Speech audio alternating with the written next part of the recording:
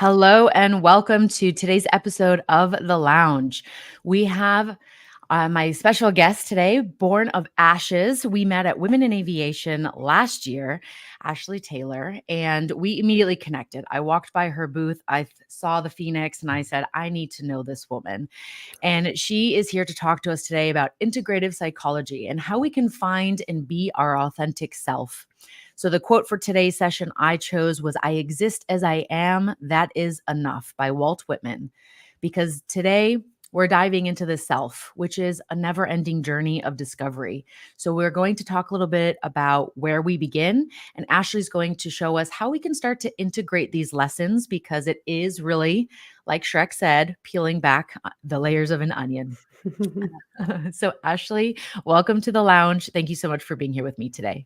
Yeah, thank you, Sarah. I'm so grateful for this opportunity. And it was amazing to meet at Women in Aviation. It was an immediate connection. So this is really awesome. I know, and it's kind of hard to believe that was almost a year ago. We were just talking before we went live about next month and Women in Aviation again. And so it's just a reminder that time can really move very fast and it can move slowly. Yes, yeah, it's coming up. So looking forward to the next Women in Aviation conference. It'll be Yeah, great. absolutely. Mhm. So, Ashley, I know you have a background in aviation and you were working with the firefighting team.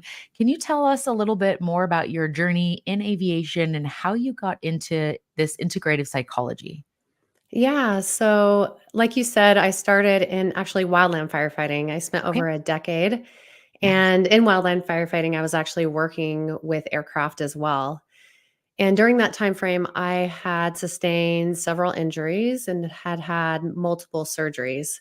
So that's really where the depth of my healing started, was in the physical body. But what became apparent very quickly is that a lot of the healing that I needed to do was in the mental, emotional, and even the spiritual body as well. Yeah. So that was the beginning of my journey. I eventually fully switched over to aviation as a career and did that for almost 3 years. And during that process, I was working with a coach, or someone who I would call my spiritual guide. And that really shifted everything completely for me. And I just felt like this was a lot of the tools and techniques that she used were impactful for me. And I felt like bringing that to the wildland fire and aviation communities was amazing. And it really felt like my path and my purpose to do that. So I made the switch. I love that. And I would also like to comment, because you said spiritual guide, and know sometimes people go, "Oh, I don't like that word."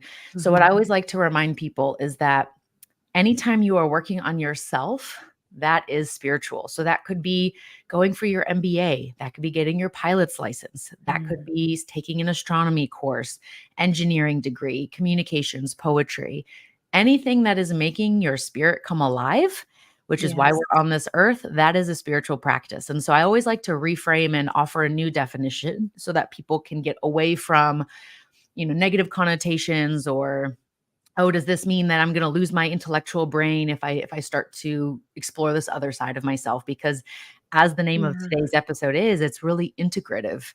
And when Mhm. we acknowledge all parts of ourselves, then that's when we can be a more whole self.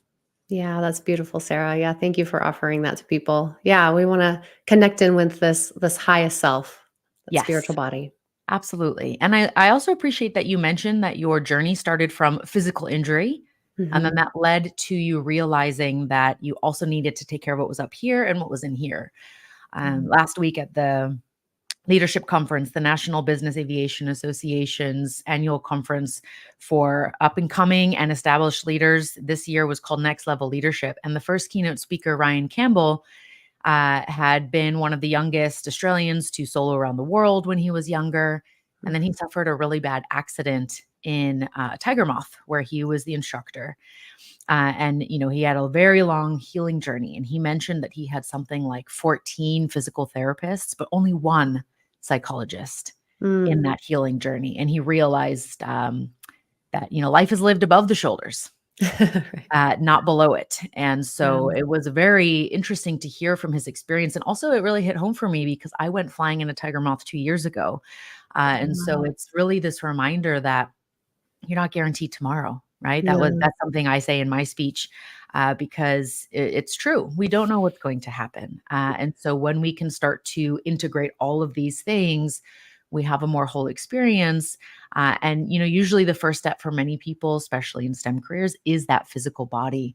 Mhm. At what point did you notice it's not just about my physical body? I need to do some other things. And how did you know to hire that coach? What was your journey like in that process? Yeah, so because I had multiple injuries, I got really good at rehab. I got really good at getting back to my job, getting back to physical activity. But what I found is my mental and emotional capacity to continue to do that over and over again was wavering. Yeah. And I just felt like there was this deep sadness that I couldn't quite put my finger on. And I didn't really know how to express myself emotionally either. It was just be tough, get back to work. And I really loved my job. I loved it wholeheartedly.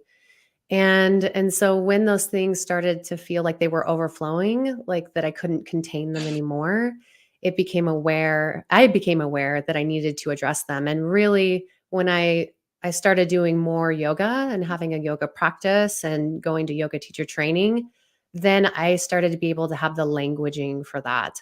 Oh Mm, wow, okay. I could start to understand a little bit better, which before I just didn't have the languaging or the understanding or their awareness around it at all. And yeah. really my coach that helped me shift into this career, that came serendipitously as Mm, most of those things do happen. It was serendipitous. A friend of yes. mine I was talking to her on the phone and I stopped her mid-sentence and I said, "What are you doing? Because you're changing in this beautiful way." And she said, "I'm working with this woman." And I was like, "I want to work with her." Beautiful. Yeah. Yeah. I love the serendipity, because when we slow down and we start to pay attention to what our bodies are telling us, what, that inner voice, our intuition, we've all had that situation where our gut told us one thing and we logicked our way out of it, Mhm. went down a different path, only to have to kind of return, and figure out that that was not right for us, right? And so Yeah. we have been taught to ignore these signals, but when we can start to tune in, then these moments, they're always there. They're always happening. We just don't notice them. And so Mhm. you were able to finally pay attention and have the serendipitous moment and recognize it for that. And then be Yeah. able to take an action and go, hey, you know what? That looks like something that I want. Mhm. Yeah, totally, Sarah. Yeah, it's a beautiful experience.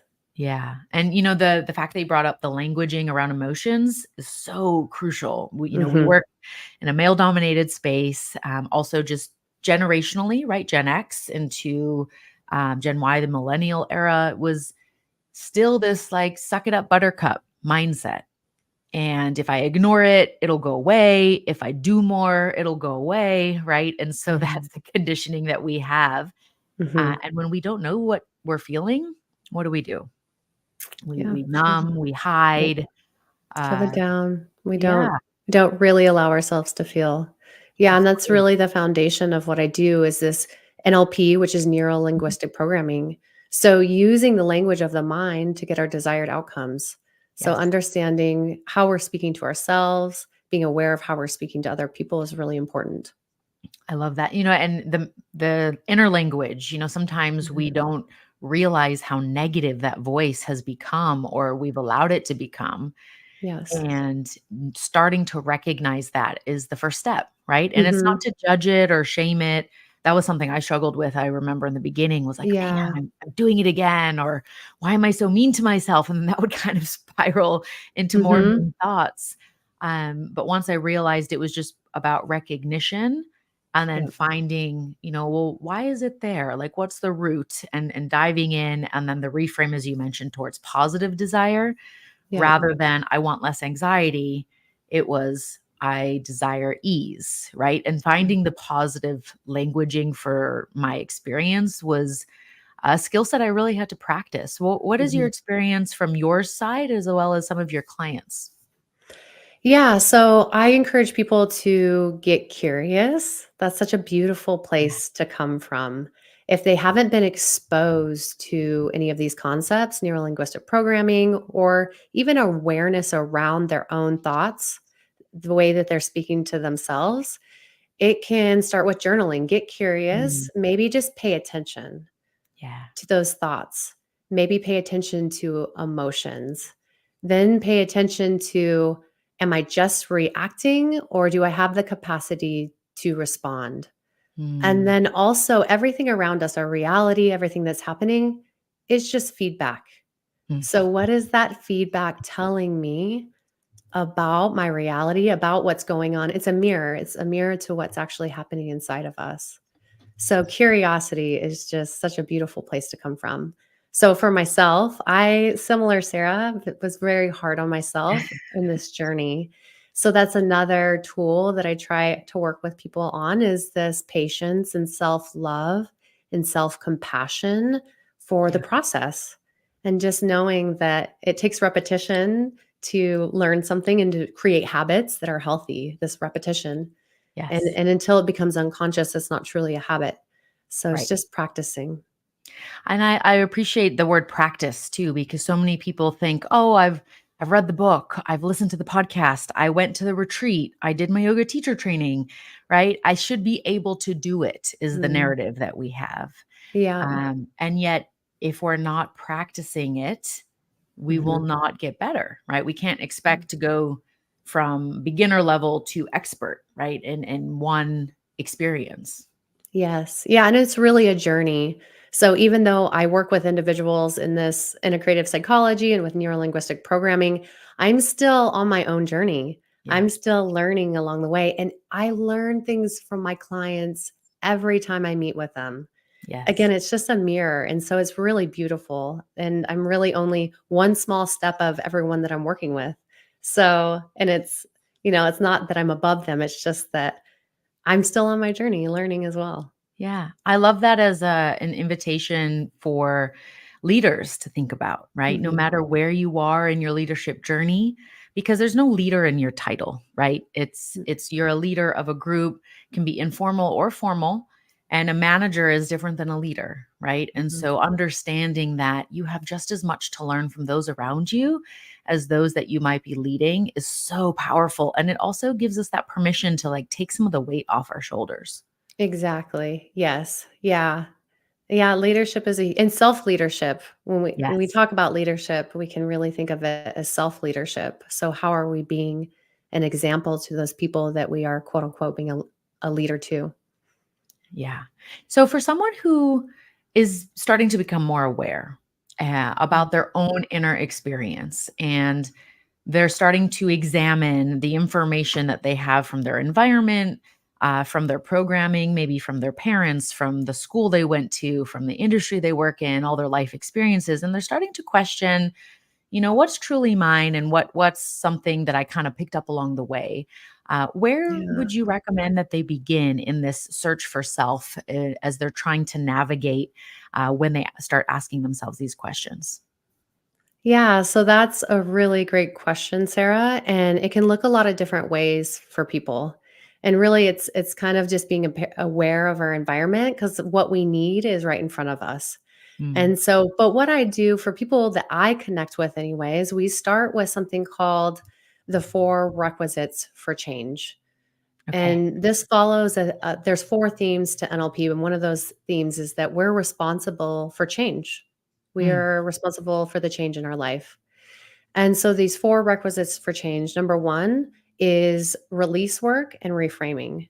mm, Now, that's something that I do with clients, and something that I call a breakthrough session, where I'm using a technique, mental and emotional release, to do this release to help them with reframing. But that can look a lot of different ways. People go to different kinds of retreats, or they're yeah. working with a coach, and there's some sort of release that they experience. The second requisite for change is intention setting and goal setting. And Okay. so, intention setting is, we set an intention for the breakthrough session, for example. And really, I encourage my clients or the people that I'm working with, to do everything with intention. Mm, Eating, sitting, reading a book, do it with intention, speaking to other people specifically when you're having conversations, to be intentional. And then we also go through goal setting, and we do it a little bit differently. I think traditionally, when people think of goals and goal settings or goal setting, they think of it in the sense of like SMART goals. And we Yeah. do some of that, but it's kind of wired backwards. So, society or culturally, we've been told if we have these certain things and then we go and we do this, we might be happy. And a Right. lot of people have those things and do those things, and then they realize they're not happy. Mhm. So we actually rewire it when I work with individuals in their integration process. Once they become more aware, we've done the release work, we've been working on reframing. We do something called an avatar. And this is where they create who they want to be. This is actually creation energy. So, being, who do you Mm. want to be physically, mentally, emotionally, spiritually? And then, of course, we do get to the doing and the having. We do Yes. those traditional SMART goals as well. And then the Beautiful. third requisite for change is going to be taking action. So the taking action is really important because what we're doing is it's a do with process. Like I Mm. mentioned, we are responsible for our own change, and I'm helping guide people through the process. But actually, the taking this action, which can include setting boundaries, it does include setting boundaries. For most people, Yes. haven't practiced that, and that's okay. I didn't either until I started Mhm. this journey. So again, that's a practice as well. And then the last requisite for change is staying focused. Because Mm. if we're going to take the learnings and we're going to start this inner journey of knowing ourselves, then we want to stay focused on that. When we have clarity, when we start gaining this clarity on what our own values are, what these stories are they even our stories or not? Then we Yeah. want to stay focused on what we want once we have clarity on that. And so Beautiful. a lot of what I do starts with those four requisites. Mhm. And then from there, we're doing lots of different things. Inner child work, mirror work, generational ancestral healing is a big part of a lot of people's healing journeys. Yes, I'm so glad that you brought that up. I have this workbook here. It's called "It Didn't Start with You," Yes. and the author Mark Wolin wrote this book, and he goes into the inherited traits that we have, right? The epigenetics and the psychology, and then the expression of those genes based on our environment and the triggers, et cetera. And some people kind of, poo-poo this and say, oh, it's not real, but it very much is. And, in the Mhm. scientific studies, it's laid out that if you stress a mouse, its offspring will have higher levels of anxiety and aversion to certain things in its environment, even though it's never experienced anything in its lifetime for up to four Mhm. generations. Yep. And Totally. so when you start to really explore those things and close the loop, our brains don't like open loops. And when Mhm. we start to close those things, we can understand, hey, you know what? This came in because of something my mother experienced. Or, think about all of the global experiences we've had, right? Yeah. As a human race. All of Mhm. those things are deep within our psyche and impact how we make choices, all that subconscious programming, right? So that's Yeah. super powerful. And I love the focus at the end, because it Mhm. can be very easy in this work to get excited by all the things, Yes. and want to start working on all of it at one time, but remaining focused onto why you're doing the work, what it means for you, who you want to be, how you want to show up, why that's important, what does that give you in your life? All of Mhm. that is what helps you to actually take the action instead of getting overwhelmed, and then realize it, and take intentional action as well.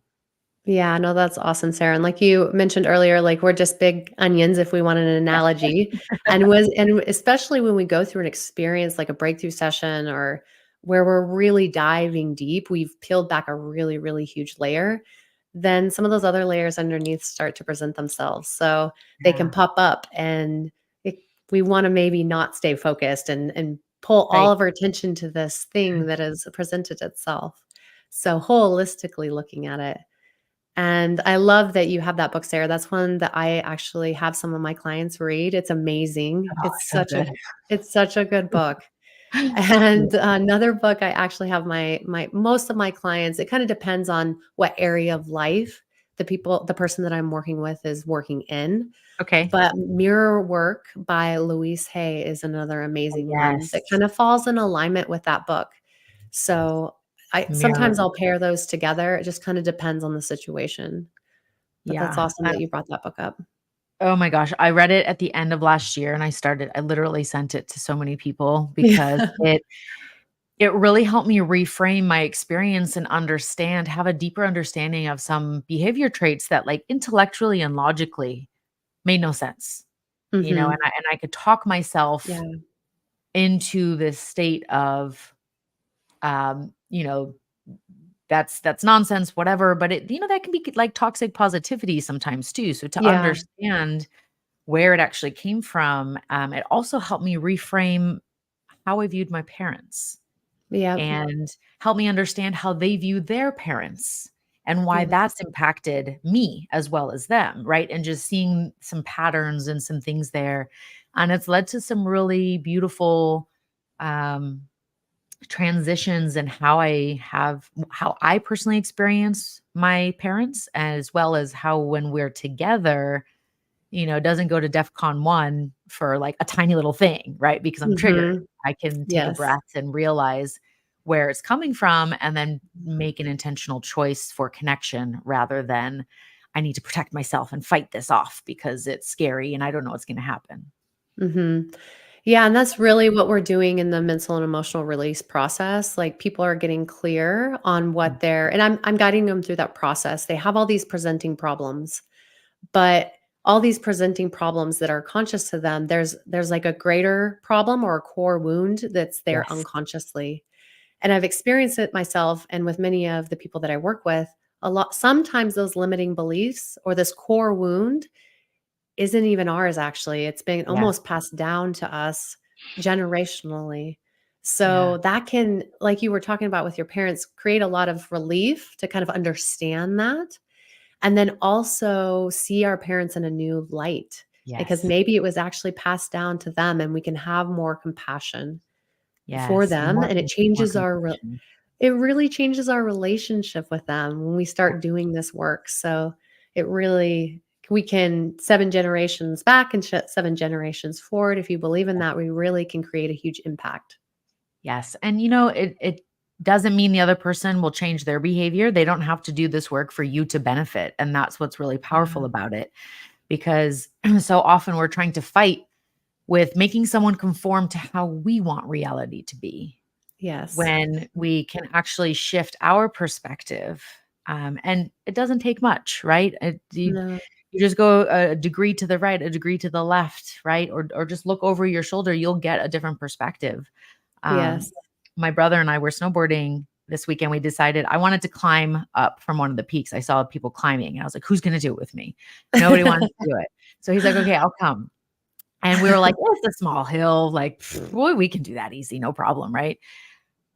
Next minute, right? At 13,500 feet to get up to 14,000 feet, that small hill is actually a big climb.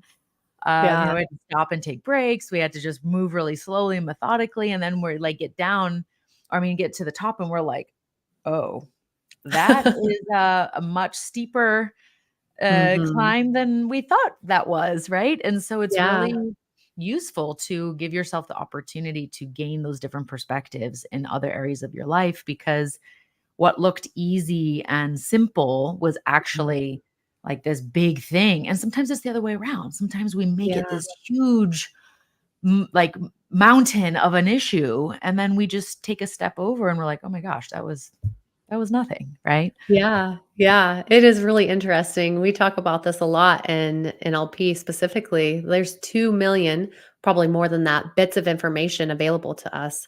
Yeah. And through our Right. senses, we only bring in about 126 bits of information. And Wow. then from there, we're just deleting, distorting, generalizing that information, and then filtering it through our values and beliefs that may or may not be ours. Yeah. And then we're reacting most of the time versus responding. So, just understanding that there's so much more information out there and having a shift in perspective is really important. And responding is a really helpful way to try to build the capacity to bring in different bits of information. So being able to take in a stimulus and then sitting with that before we react or hopefully respond, so that we Yes, respond in a way that is in alignment with us and feels authentic and true to us, I love and that. not from like an emotion that's not serving us. Right. Or this like fear protective mechanism that we might have put in place when we were 5 or 15 or 25. And, now we're later parts of our lives where that actually is now doing a disservice. Whereas maybe at Yes. the time it came in, it did help us in some way. So that's another thing too, is sometimes these things served us at one point, but they're no longer serving now. So it's always nice to think Yeah. of it as serve and not serve versus good and bad, because there is no Yes. good and Yeah. bad, right? Like Yes. We what don't you want to thought was label good when you're 15, you probably don't it. think is good when you're 50, right? Maybe some Yep. things, but not all things. So, can you go a Yeah. little bit more into react versus respond, just for those that might be newer to this type of languaging? Yeah, this is a really beautiful. I love talking to clients about this because we all, unless we've done this type of work, have lived most of our life reacting. Mm, And so it kind of looks like this. There's an experience. And like you said, it's neither good nor bad. It's neutral. So something is happening. And then we have a thought about that experience or this thing that mhm, is happening. We have a thought. And then there's an emotion. And so this where the emotion is if we just react from that emotion, then we don't have this opportunity to sit with it and right. get curious about why am I feeling this way? This is very interesting. Yeah.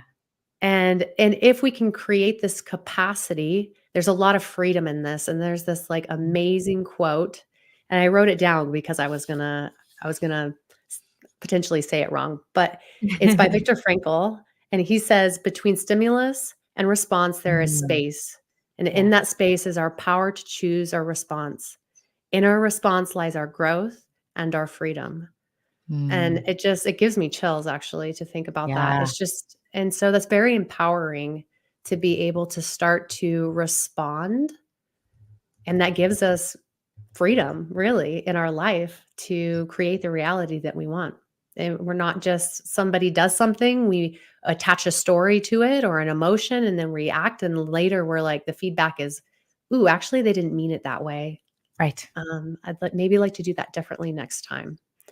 So that's Yes. the freedom within responding, I love that. having I'm the going to capacity share to respond. I'm gonna share that quote with everyone here because it is so Yeah. powerful. Yeah. This is why when we slow down, when we take a Mhm. deep breath or we take a walk, we give ourselves the ability to have more space so Yeah. that we can then choose what we want. And it's so funny the stories we have, Totally. yesterday when we were driving back on the road, like I'm on cruise control, right? So the car's doing all the work. And there's this other car that keeps, like, passing me and then going back in front of me, and then I have Mm. to pass them because now I'm coming up, I literally have not touched the gas pedal once. I'm just staying on cruise control. So I'm sitting there like, "This is hilarious. What is this person doing?" Like, they don't wanna be passed. I'm just, like, kinda creating all these stories in my head, and what's probably happening is they're tuning out, and then they Mhm. notice that I'm there, and then now they're putting their foot back on the pedal to, gain more speed because they had an older vehicle, like van thing, so probably no cruise control. But Yeah. I literally just like there was a version of me that could have been irate and just like Mhm. road rage to the max. And I Yeah. felt it there. And I thought, you know what? Yeah. I'm just making up all sorts of stories right now. This person could be doing I don't even know who this person is. Like I actually started laughing uncontrollably. And like Awesome. I was actually like about to say to my partner, like, you might need to take the wheel for a second because like I'm literally about to just lose.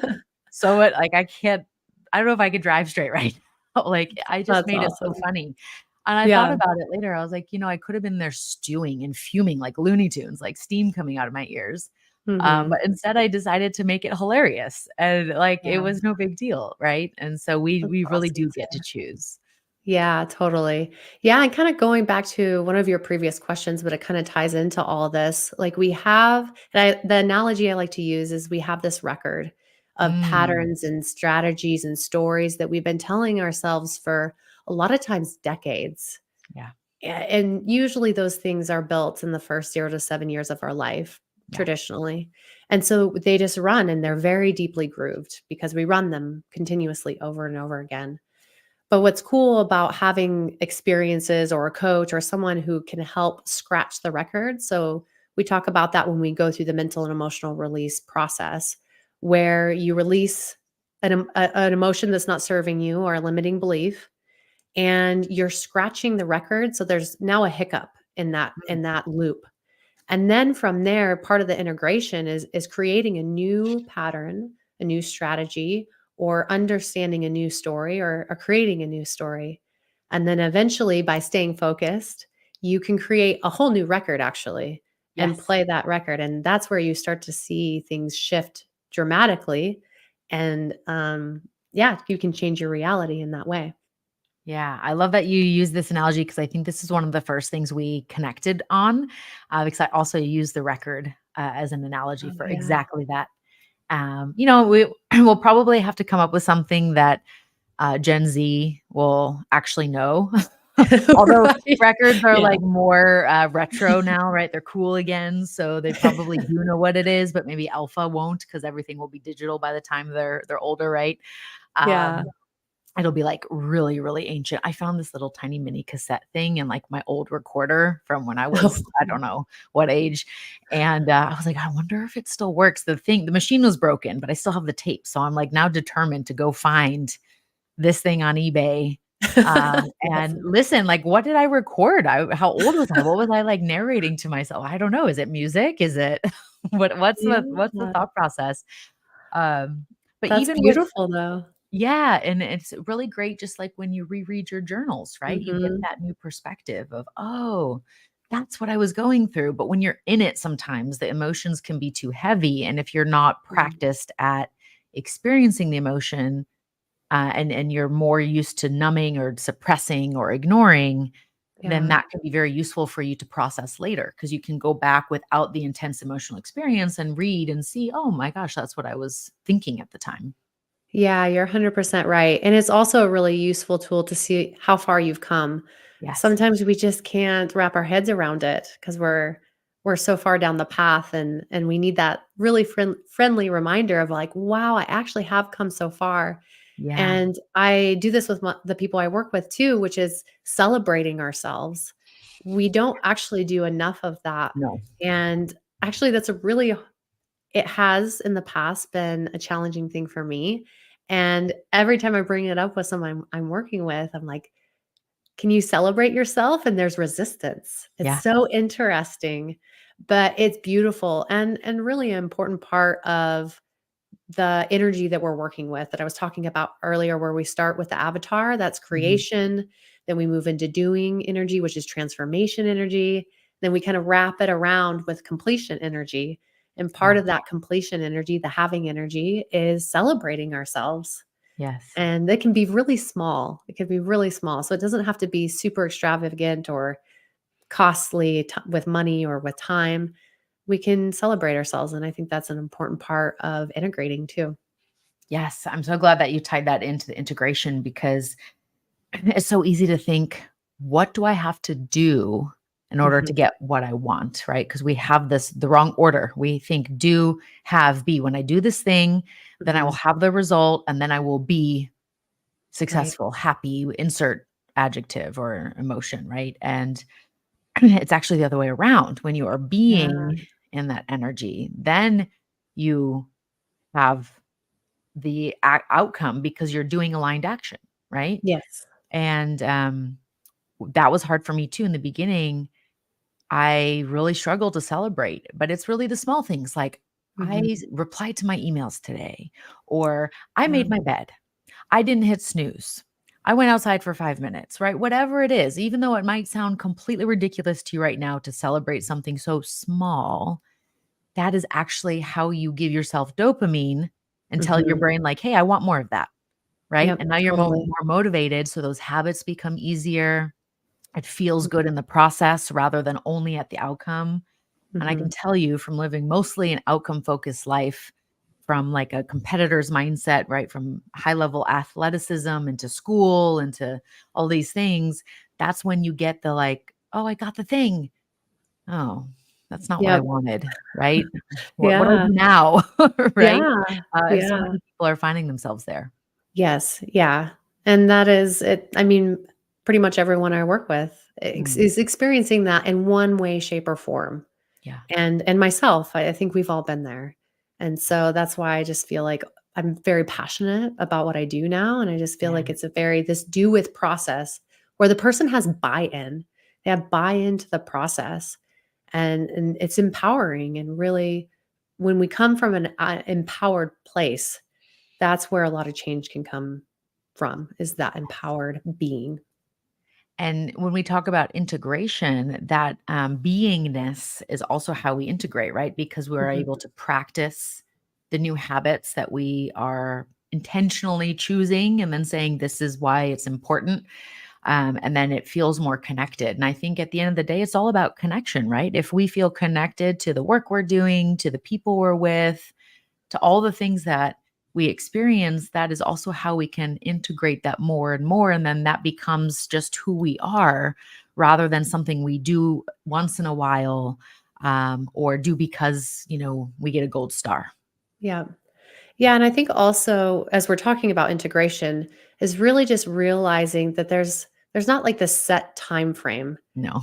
And usually it's significantly longer than we think it will be, or it really is forever. If we really just want to talk Yeah, about being a constant flow of integration of all the different experiences that we have in our life.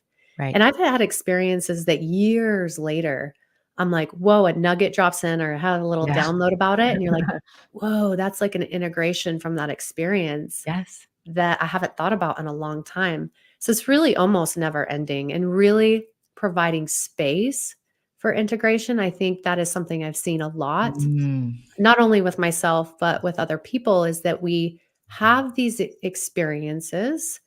And these experiences can be either ones we intentionally chose to have or experiences that we didn't choose. Like right. maybe there was somebody who left this earth or something traumatic happened that we didn't know was going to happen.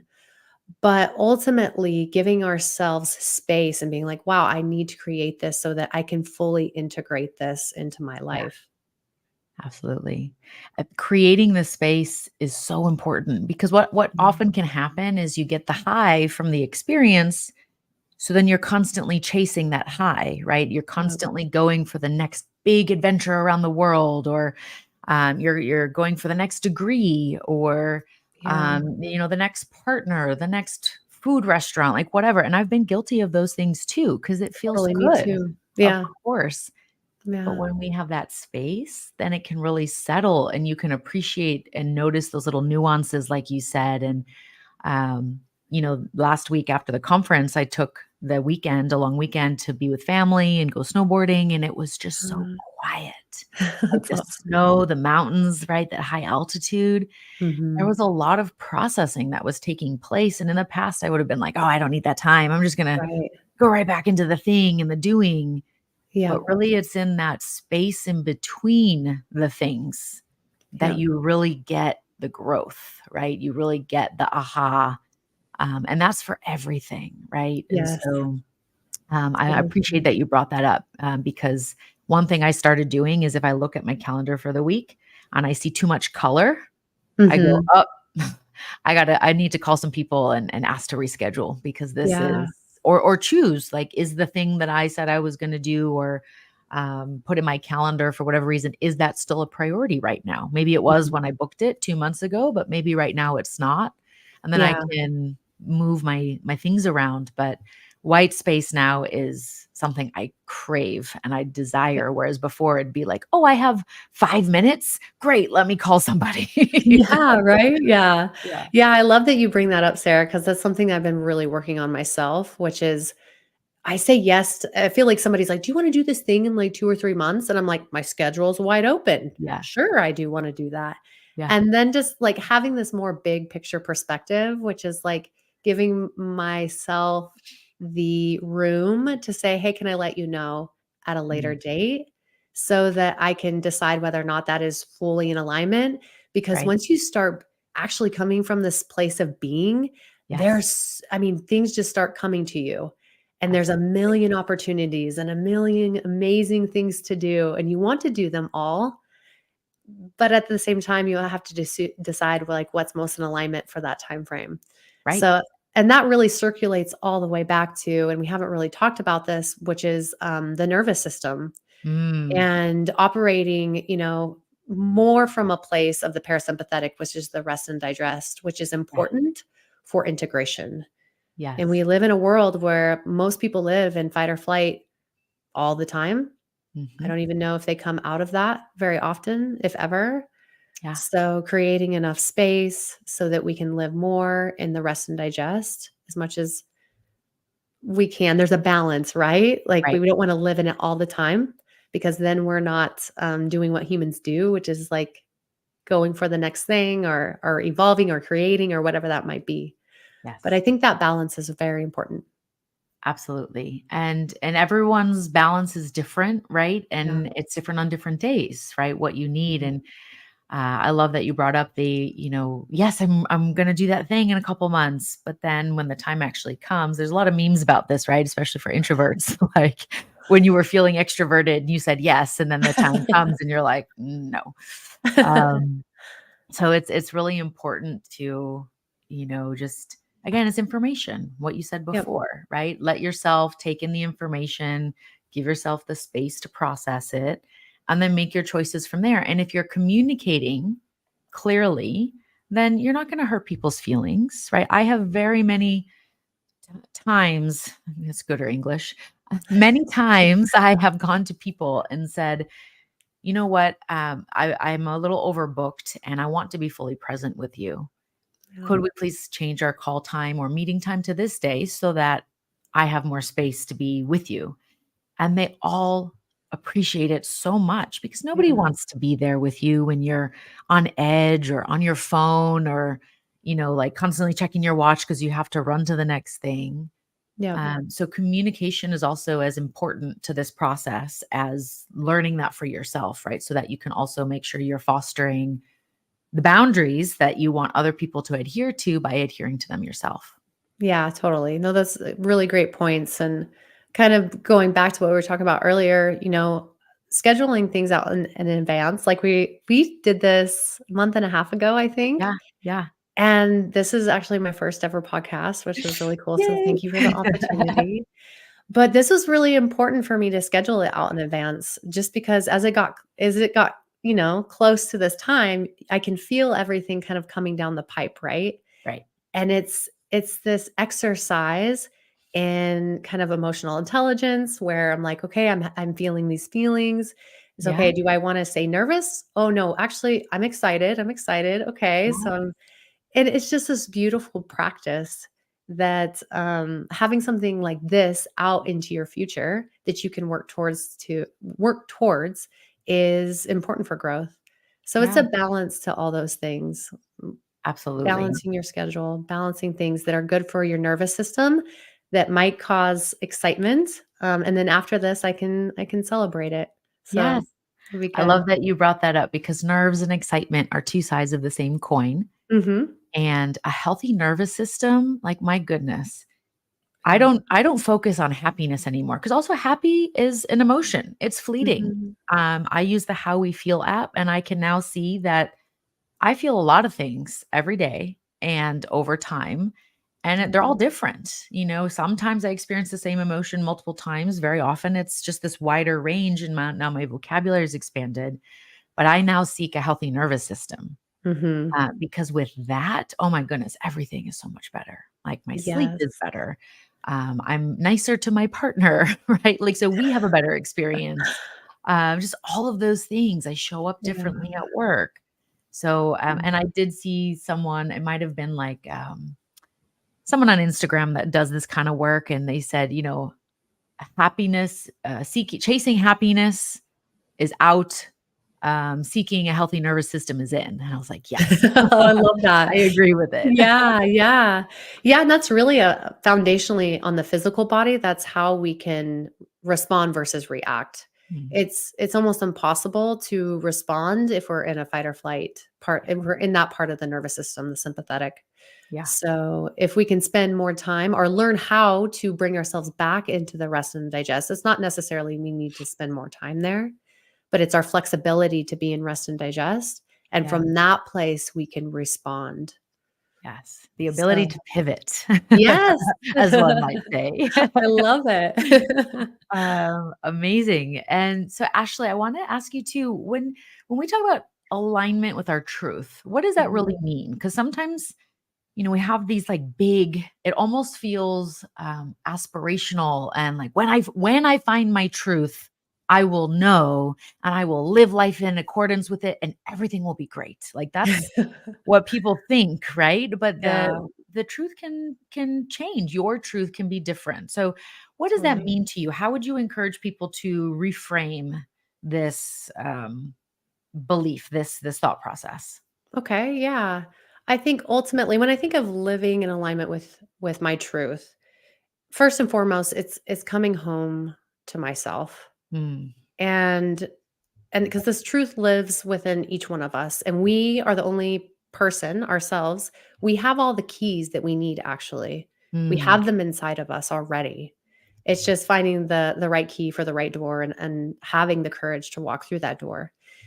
So that's part of it. Also is this alignment with our higher self. And you kind of pre-framed this earlier, but having that connection with our higher self or a source, whatever that source may be. I mean, it could be nature. And for some people it's God, for some people it's the universe. Now for me it's divine spirit, but being able to connect up with our higher selves or mm, source can help us feel in alignment and to really tap into that inner truth. yeah, And then really it's going back to some of the stuff we've already talked about, like sticking to the four requisites for change and really working through that process of who do I want to be? So yeah, being in alignment with our being. And then the other things kind of fall into place after that. And so for me, living in alignment, living in my truth and how I guide other people that I work with is kind of slowly working through this process. And sometimes it goes really quickly for people, especially if they've already been doing a lot of personal growth and development. And that journey for every person is completely different.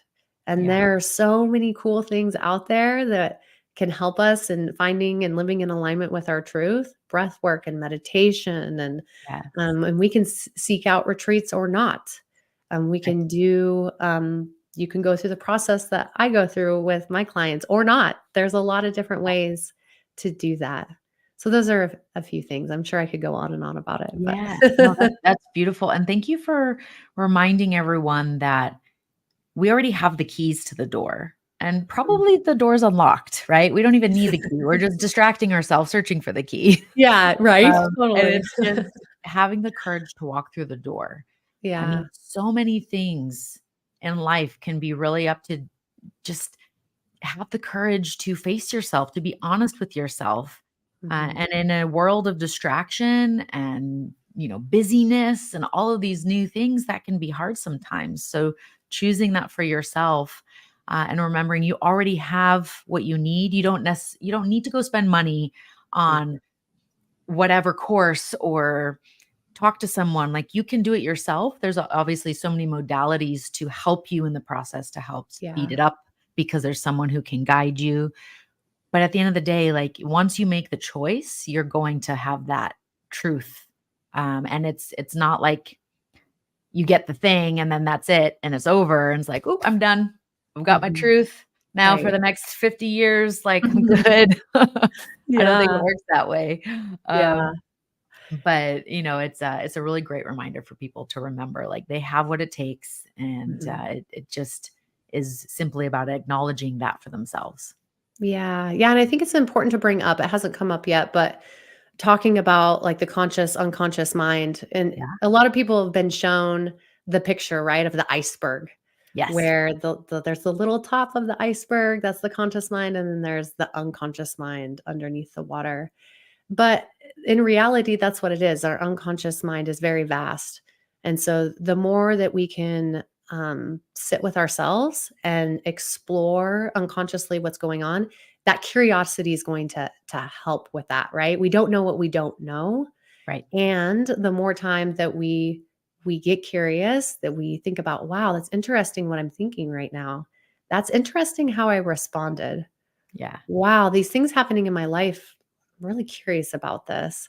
The more that we can do that, the more that we can start to dig into some of those unconscious patterns, the unconscious things that are happening. Yes. And when we talk about, creating that reality that we dream of, right? It's important to understand those unconscious Mhm. patterns that are happening, because that is how we can start to actually pivot towards what we desire without having this internal conflict that's keeping us back. Because a lot of us, it's like, well, when you have success, then what? Right? Mhm. Like, if I go to space, then what? What am I going to do with myself? If is that the end all be all goal, or is there more beyond that? So always pushing the boundaries of, that edge for yourself is how you start to understand, because we don't like what we don't know, right? We Mhm. don't There's this phenomenon of marathon runners, they see the finish line and their bodies like start to give out, or they give up, or the person, from, I'm sure, your paramedic days too, and your wildlife um, firefighting, when rescue arrives, then the person goes into shock or their body starts to shut Mm. down. It's like, oh, it's here. I can like let go now. Mhm. But it's also because we don't know what's going to happen on the other side. Yeah. So by Yeah. creating some more known certainty for yourself and expanding what it is that you're desiring and understanding it from all aspects, then that's what helps you fall in love with the process too, rather than I need the thing to happen in order to be happy. Yeah. Yeah, and I find that journaling is a really good way to Mm, start bringing some awareness to some patterns or stories or strategies, that we may be running on an yeah. unconscious level. And I mean, a good example is, let's say, and I could say this about my own life or people that I've worked with, where they say that they're looking for their future partner, the person that they want to spend their life with. And when we start digging into it, all the people they've been dating along the line have similar traits or qualities about them. And so we could make it about all these people that they've been dating, but the common denominator is themselves, Right. or ourselves, right? And so interesting, why am I choosing the same types of people? Mm, So again, it's just a way of highlighting or an example of, right. if we start getting or bringing awareness to these patterns or strategies, and we can start digging into it and understanding what the unconscious, what's happening unconsciously there. Why Yeah. am I doing that? So Right. it's such cool work. It's so amazing. It It's neat. is. I have a practice where I will go back, like I'll fill up a journal Mhm. and then I'll wait until I'm about halfway through the next one. I'll go back and I'll start reading the previous one. Oh, that's awesome. And it Yeah. is so enlightening. And so, and then what I do at the end is when I finish reading it, I might pull out some pages or I might rewrite some quotes or some insights that I had, but I will then actually go and burn the book, Oh, because yeah. That's that's literal transformation, right? Mhm. It's letting Yeah. go of that old story, that old narrative, acknowledging that it's what got me here, acknowledging that it happened, but Yeah. literally transforming the energy of what I wrote in the paper into ash, right? So Born of Ashes is Yeah. another thing when I saw it was like, I need to go to the table right now. Um, and I remember still when I read the journal from like spring 2018. Oh my goodness, like ball of anxiety. It was like I could pinpoint where I started to derail, where I started to make poor Mm, choices. I couldn't even write a clean sentence. Like my mind was so jumping around that I couldn't even yeah. write like a single thought without it being diverted somewhere. And it was so fascinating to go back and look at this and be like, oh, yeah, okay, Mhm. but have a different experience about it, right? A different Yeah. perspective than obviously when I was going through it. I just felt overwhelming and, all the justification for behavior or for this or for that. And it's really, really powerful. And again, it's not to shame or to judge, but simply to bring awareness. And so I find it very, very useful to do that. And interestingly, when I went through a period where I didn't want to face myself, I didn't have the courage, Mhm. I all of a sudden developed a painful wrist and I couldn't write my Mm, own name without pain for about a year.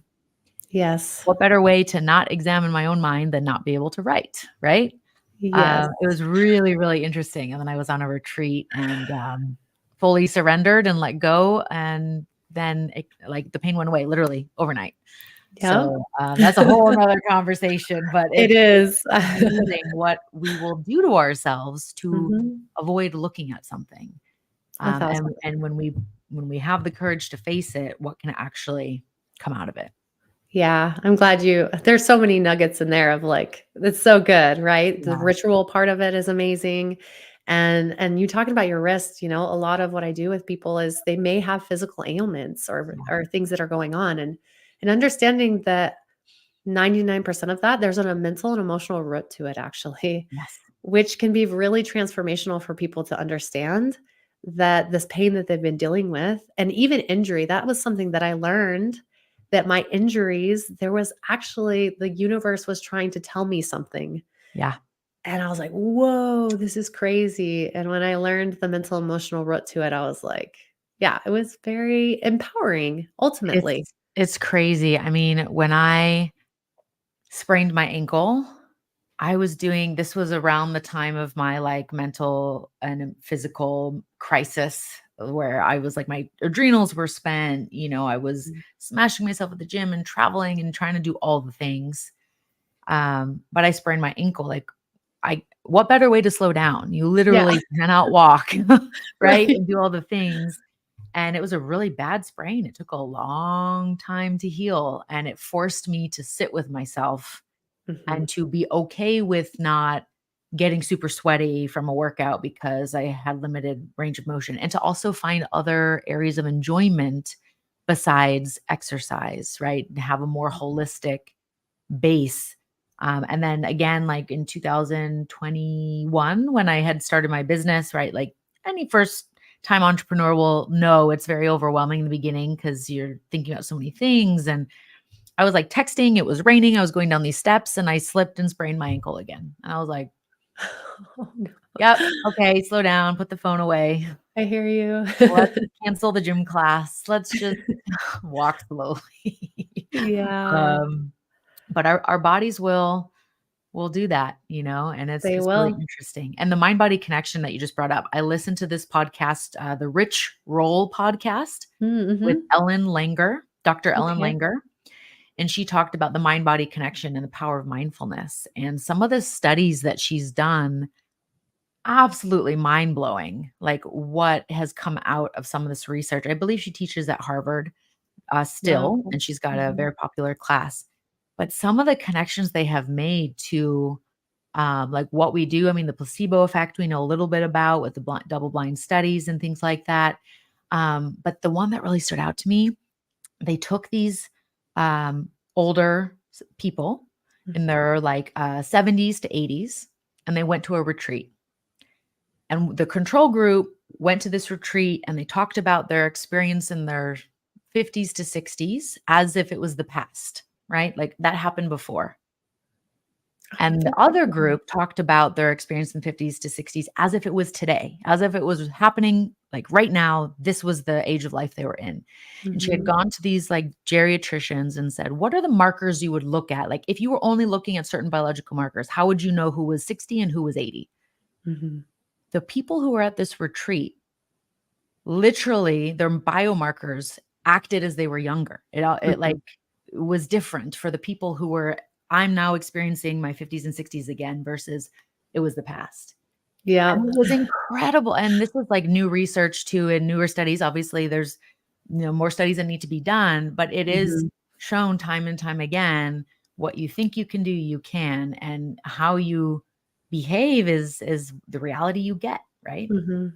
So anyone who's interested in diving more into that, I highly recommend that podcast. And I'll post it here so you guys can Perfect. see it. But I Yeah. think you'll love it too. Yeah, Yeah, thank I was you. like, my mouth was open the whole time, and I was like, and I forgot I had an earbud in. Pete couldn't hear me, and I was like, "Oh my god, did you hear that?" And he's like, "No." I was like, "Oh yeah, sorry. Let me pause and like tell you." Yeah, I look forward to listen to it. I love Rich Roll. That's awesome. Yeah, Yeah. he's excellent podcast.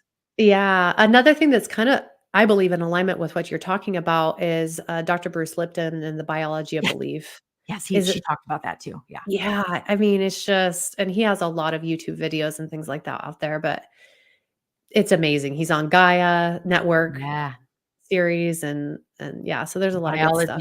Biology of belief. By Yeah. what's his name? Dr. Yeah, Bruce Lipton. Bruce Lipton, that's right. Yeah. And there's a few people commenting here that are watching us live that are talking about, when Charlie stress fractured his right leg, he doubled down on running when he quit drinking. And so Mm. but he never questioned why he was drinking in the first place. So he just replaced one addiction with another, right? Yeah. It's very common that people who go to AA, they end up becoming super religious or super like marathon runners, right? Or just replacing the addiction with something else. And Yep. while it might be healthier for you, at the end of the day, it's still an addiction, right? So really understanding like what's driving you to that behavior, Mhm. and recognizing that it's always a work in progress, right? There Yeah. is no end state that you will be in forever. Everything is transitory. It's ephemeral. It's effervescent. It's not going to last. What you're feeling right now during the podcast, then when we finish, and then like what you're gonna feel tomorrow, it's all gonna shift, and Yeah, that's natural and totally. normal and okay. Yep. Yeah. Well, that's a really good example that he gave. Yeah, And that's getting to the root, like actually getting to the root of the problem, you know. And alcohol is a good example of that. I feel like when I work with individuals with alcohol, like the focus becomes the alcohol yeah, sometimes for people.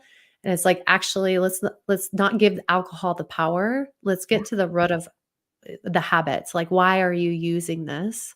right. To mask. And so getting to the root of some of these things and even Yeah, over exercising for yeah. people, there is Oh, a root man. to that too. So, Yeah, I had both of those, and I mhm, used to use the alcohol to numb myself from emotion. I mhm, used to think it made me more fun, and it made me connect with my ex-husband more. And I would get really like almost angry if someone else mhm. didn't drink. I would feel Yeah. so judged, but what was really happening is I was judging myself, right? Yeah. Feel that more. And then when I went through stopping drinking, I was like on the other side of that, and it was so interesting, right? Mhm. And now, like, I don't care if you drink or not, like, you do you, right? Yeah. And I'm gonna do me, and that's totally fine. We can coexist. Just like if you're gonna eat meat and I'm not that day or whatever, like it's fine. We don't have to hate each other. Yeah, But it's totally. really understanding the root. And it took Yeah. me some time to get there. But by becoming aware of it, it helped me get to it. Yeah. Yeah, that's beautiful, Sarah. Yeah, thanks for sharing that. That's awesome. Yeah, absolutely. And thank you, Charlie, also for sharing, because Yeah, I it's think great.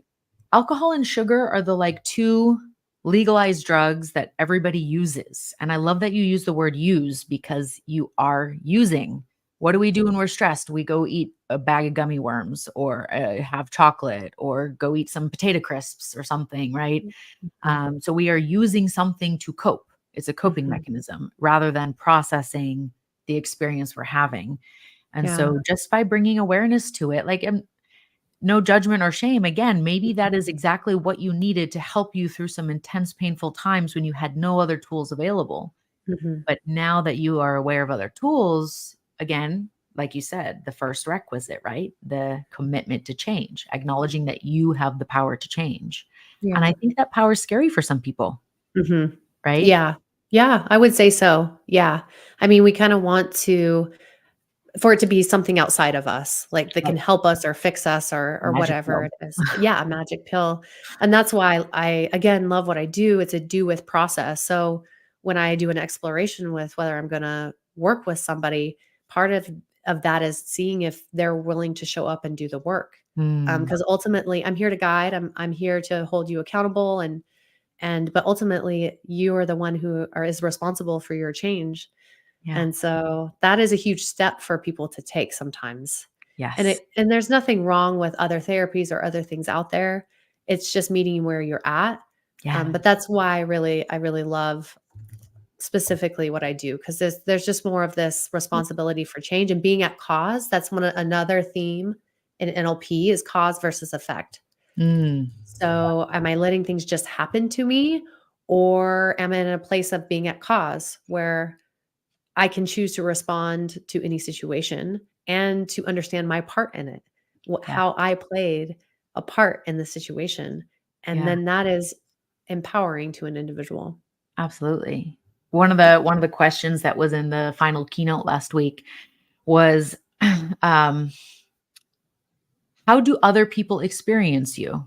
And if you've Mm. never thought about that, maybe you should, right? What's it like to be on the other side of you? Yeah. And that is a very powerful exercise. That Mark Manson, his Monday email Yeah. yesterday was, would you date yourself or marry yourself? And if not, that's a problem, right? Like, to That's such a tie good back to the question. earlier point. So it's, again, Yeah. we have our own experience, but when we come out of that me and we go into the full experience, then we can start to understand these different perspectives, because, maybe you are being overwhelming or intimidating or um, impatient or happy, or too easy to say yes. Maybe those are happening. And then seeing it from someone else's perspective helps you to understand why maybe that situation didn't go the way you thought it did, or Yeah. it could have, right? So our intention is not always translated over into action because we don't have the awareness. And so when we Mhm. can start to think that way, um, it can shift a lot. I was actually chewing on that a lot this weekend, being with family. There are a lot of different dynamics at play. And Yeah. I was thinking, like, Yeah, man, we what go is it? through that. Yeah, what is it like to be on the other side? I was That's at the cool. when I had the thought too, I was kind of sitting there with this, like, grumpy look on my face, like, "Oh, I don't wanna," and then I was like, "Why am I doing that?" Like, nobody wants to be around that. So, just maybe it can help you laugh at yourself at the very least. Yeah, I love that actually. I wanna sit with Yeah. that a little. That's a really cool way to put that. Yeah, it was the first time I had heard that question phrased that way, Yeah, yeah, and it's it awesome. was really powerful. Yeah. Yeah, that's beautiful. Cool.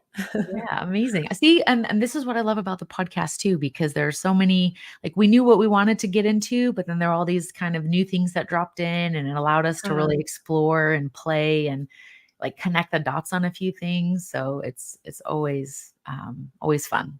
No, this is, I mean, amazing. Like you said, like, a lot of things we didn't plan on talking about, so this is Right. really cool. Yeah, and also the audience interaction too, because sometimes that'll Yeah. bring up new things as well. And so, Ashley, I have to ask you, based on, I mean, I think I can probably guess a few things from my perspective, but Mm. what would you say is your superpower or superpowers? Oh, well, I believe that one of my superpowers is being able to hold space for people exactly where they are at. Mm, And I've experienced this for a long time. Like as a firefighter, as a pilot, I would have these cool experiences, with people that I would work with, or when we did encounter the community, where people would either they'd tell me something and they'd be like, I've never told anybody that before. yeah, Or they expressed emotion and they're like, I don't normally react this way or show this emotion. yeah, And I always was curious about that. And for a long time, I was like, that's cool. I connected with this person on what seemed like a deep level, yeah, a level of vulnerability. And now doing what I do, I do that a lot. I hold space for people exactly where they are at. And I love that because we're perfect where we're at, right yeah, here, right now. And, we get caught up in even the goal setting. I mean, it's mm, beautiful to try to work towards who we want to be, and that's important as a human being. But again, coming back to we are perfect exactly where we're at, and it's where mm. we need to be in the moment. I love that. Oh, that's so good. I have goosebumps. Mm. I actually, on my, like, board to my left where my window is, I have the I am already there, and there is nothing to chase and there's nothing to avoid. Oh, that's so good. And it's just this little reminder for myself when I get caught up in whatever, right? The human experience, like, it's gonna happen. Yeah. And I love that you help people recognize that and be where their feet are, right? Instead of, Yeah. sometimes we go into experiences and the other person wants us to be somewhere else and we're not there yet, and that can be stressful for both parties, right? So that's really, really powerful. Yeah, and I think I've had some of my greatest releases when a coach has said that to me, Mm, "Ashley, you're perfect just the way that you are," and it's like, "Oh my god." yeah, Like, it's just a good reflection, it's a good thing to feel, it actually. is. Yeah, Yeah. and it's important to get that reflection, because maybe for yourself, it's a little bit murky and it'll get more clear the more you work with it, right? I still remember my dear brother Parker, who passed a couple of years ago now, almost a little over a year. And he used to, I would always thank him like after a ceremony or after we would do something. And he would say, well, thank you for bringing your medicine, sister. And I would always be like, me? I mean, I'm just, what? I'm not doing what you're doing. Like, I'm just here experiencing. And he really helped me and many others reframe that. Like, Yeah. you do have superpowers. You do have medicine that you bring to the world. Yeah. And you may not see it yet, and that's okay, right? But it Mhm. is helping whether you know or not. And so lean into that, allow yourself to be appreciated and have others' gratitude towards you. Like allow yourself to receive it because that just expands you so much more. It's really powerful. Totally. Yeah. Yeah, thank you Yeah. for that. Yeah, Yeah. I've seen it with a lot of people I've worked with when you just kind of hold space for where they're at, because they may never have experienced that before. Right. Right. And that can be super powerful. Mhm. And nourishing, just like and very comforting, right? Just like a Yeah. baby when they're held, it's very comforting. Yes. Just because Yeah. we grew up and got bigger doesn't mean we can't be held anymore. Totally. Yeah, and that's deep diving into inner child work, and that's such Yeah. an interesting field as well, or, Yeah. um, I don't know, I don't know that it's a field, but yeah, it's just an approach, I guess, Yes, for therapy. absolutely. Yeah. So, Ashley, on, your personal board of directors, who do you have that you kind of check in with to help you as you're making your way navigating through all of these different things that we experience as humans? Yeah. Wow. I feel like that board of directors, I'm blessed. I feel like it's very large. Lots of coaches and mentors and teachers, from yoga and meditation, Mm, other master practitioners, the colleagues of mine.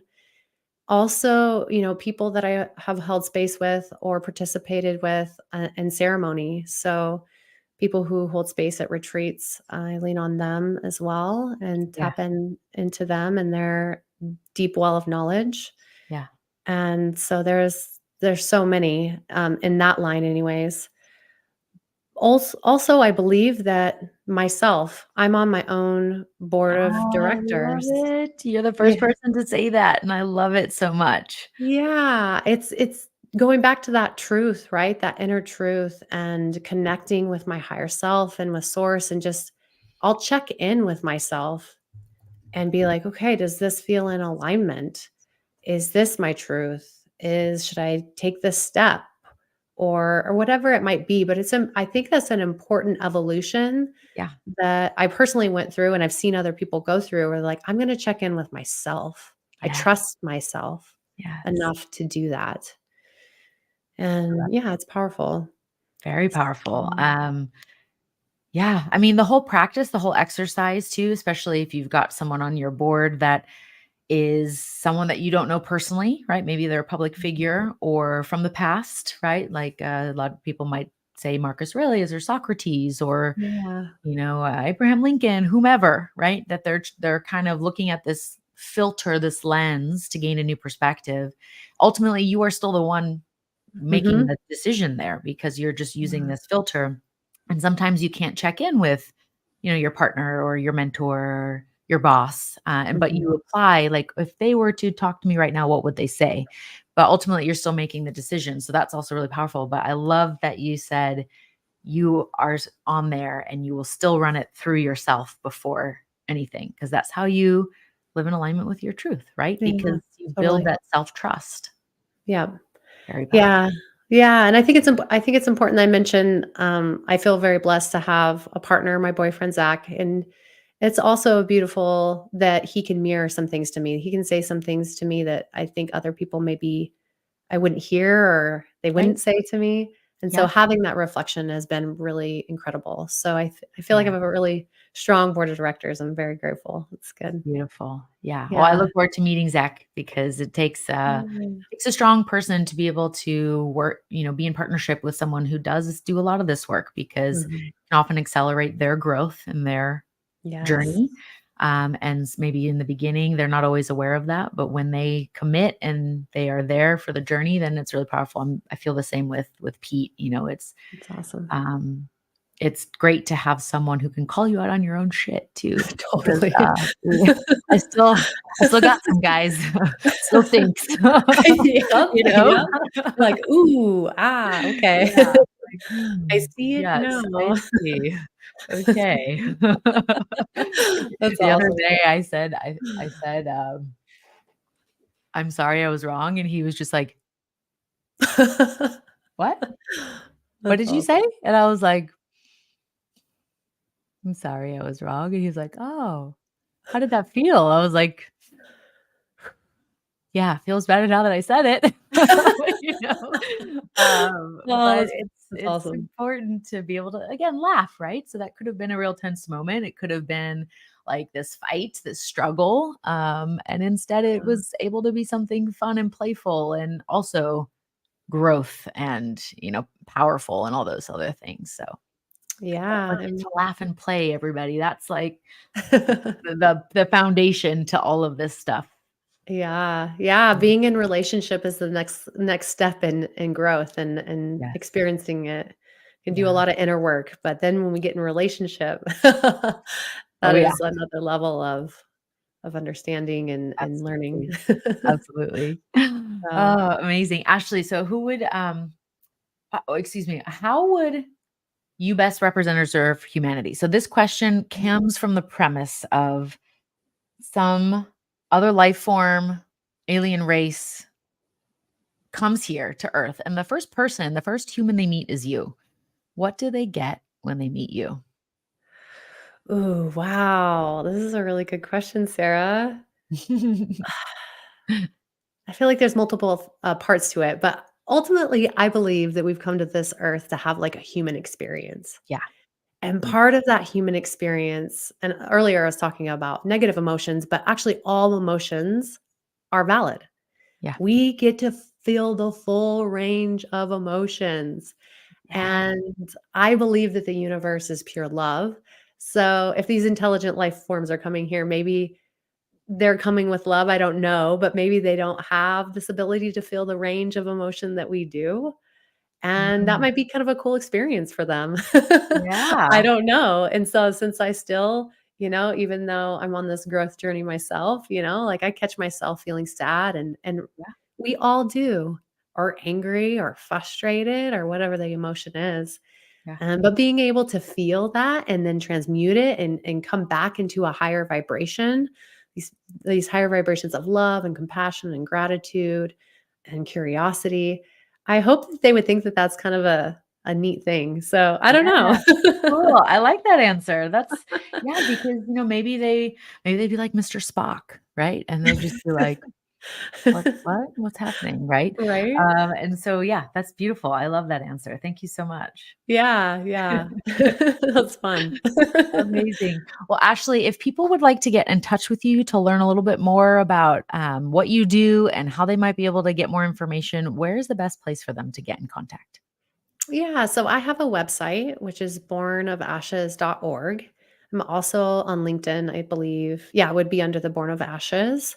And then I'm also on social media, so Facebook and Instagram at bornofashes.boa, Bravo Oscar Alpha. And I think that's it. Yeah. Amazing. Yeah. And if, of course, you can look up Ashley Taylor on LinkedIn as well and connect with her there. Mhm. And if you have any questions, please feel free, no matter what platform you're watching this on, go ahead and type in the comments, tag us both. We'll make sure we get back to you. Awesome. Thank you, Sarah. Yeah, thank you, Ashley. It's been a pleasure to have you with me today. And for all you frequent flyers, thank you for tuning in live. We'll be back with another episode later this week, as well as episodes every week all the way up until August, which I am then taking an intentional break for 1 month. So Ashley helped me solidify the thought I had this morning of, you know what, it's great to have things planned out, but sometimes it's also great to have a little space. So thank you for that, Ashley. And I look forward to seeing you That's very awesome. soon. Yeah, you too, Sarah. Thank you. Bye. Bye.